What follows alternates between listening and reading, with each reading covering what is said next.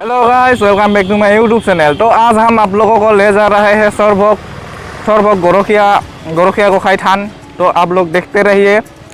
और आज हम आप लोगों को मतलब कुछ अलग ही मज़ा देने वाला है।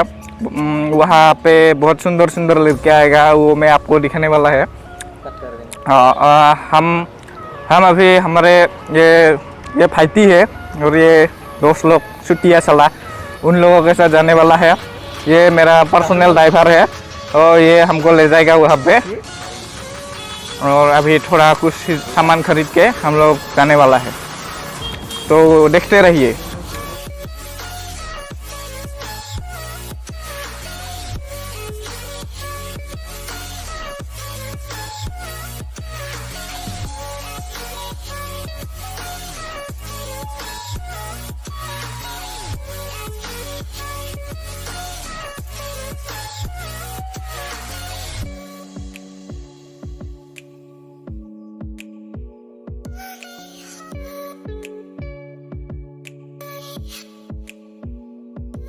भाई साहब, बॉयलर का मीट लेगा हमारा दोस्त का यहाँ बनाने के लिए। उसका माँ बहुत टेस्टी मीट बनाता है, मतलब हमारे लैंग्वेज में मांसो बोलता है उसको। एक बार आया था, खा के गया था, अभी तक वो टेस्ट मतलब भूला नहीं, बहुत अच्छे से बनाता है।